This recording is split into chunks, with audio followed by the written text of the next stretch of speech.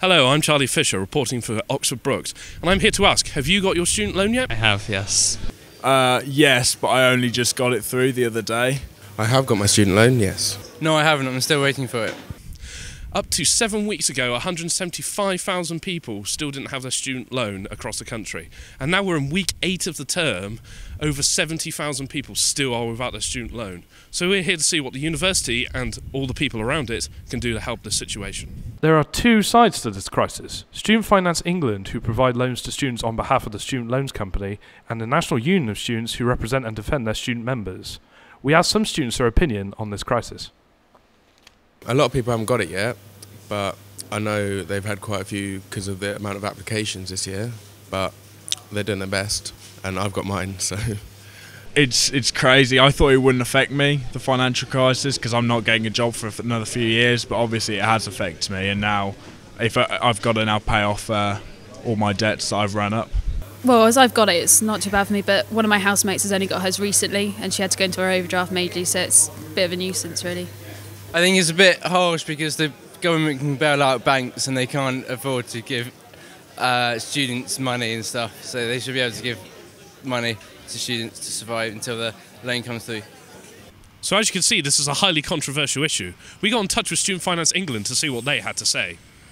We received a record number of applications this year, and it's not something we could have predicted, and we're working through them as quickly as possible. We are awarding basic funding without confirmation of their income assessed amount. We had redeployed staff to process applications, reducing the number of staff in all the call centres. We hope students understand the reason for the delay.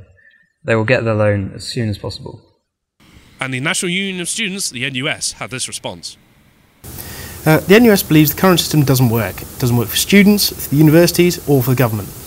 The delay in paying student loans has caused much anxiety and uncertainty. The lack of call centre staff has only increased that worry. From the first moment the delay could have been predicted, students should have been informed.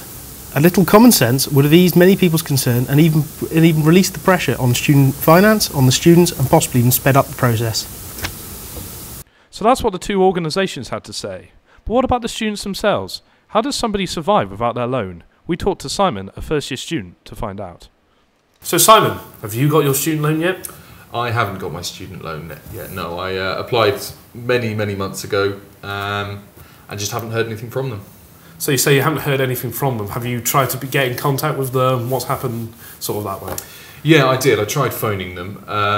It's quite an ordeal trying to phone them. You spend about 20 minutes on hold. Eventually someone will, might pick up the phone. They'll put you on hold again, and it just goes round and round. And it was just really difficult for me to actually speak to anyone. When I did manage to speak to somebody about it, it was the same old story of, this is happening with a lot of people. There's nothing we can do to sort your case out individually, that kind of thing. And that was it. So we're in week 8 of the term now. How have you been coping without having sort of your student loan? Right, well, obviously it's been a fairly difficult situation, but fortunately my parents have actually lent me the necessary money I've needed to sort of survive the semester so far. So things like transport and food and that kind of thing, just general sort of expenses. But obviously, that's not the ideal situation. It's not great having to do that kind of thing. But no, I am fortunate enough to be in that sort of situation. So obviously, as soon as my loan does come through, it will be a case of pay them straight back kind of thing. So of course, you say you're not the only person suffering from this problem, especially not at this university. So are you aware of what the university can do to help you, or have you taken them out on any of that sort of stuff? Right, well, I mean, I'm aware of things like the hardship fund, where obviously people like in my situation who haven't got their loans can obviously go there for support and that kind of thing. I am aware of that. I've not actually needed to, like I say, fortunately, not needed to actually go there and ask for support because I've got this, this kind of deal with my parents at the moment. So, I'm kind of grateful to not have to be in that situation. But it is great that they've got that sort of support there, if and when you need it. Thank you, Simon. I hope it comes through shortly. So do I.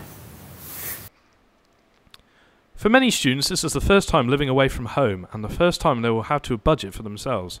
According to Oxford Brookes itself, the average monthly outgoing of a student is £860. Depending on the student's situation, the student loan could cover some, if not all, of that outgoing. Students without their loan have had to resort to their student overdrafts from high street banks.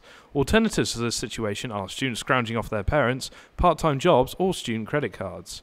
Brookes University are doing their part to help students without loans by offering to suspend their tuition fees and accommodation payments until the loan comes through. So we've spoken to a student about the situation, but what are the university doing to help students through this crisis? We spoke to Matthew Hazy Hayes to find out. My job role, as it is Vice President Welfare and Equal Opportunities for the Students' Union.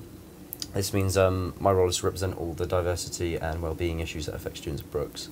This covers areas from housing, finance, general wellbeing, healthy living, anything that you think that, or students think that affects their welfare in general. So that's my job. Well, that's a coincidence. We're here to talk about finance. Of course, with the student loans crisis being what it is, what have you been doing to sort of help students through this sort of crisis that has been having recently?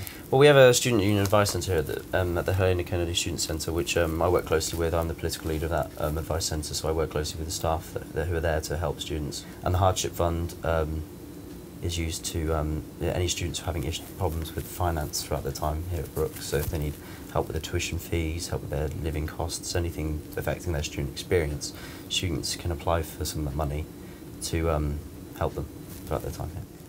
The best things to do, at the moment, is to budget very closely on what money you're spending. Like, for example, people spend money on food, which is needed.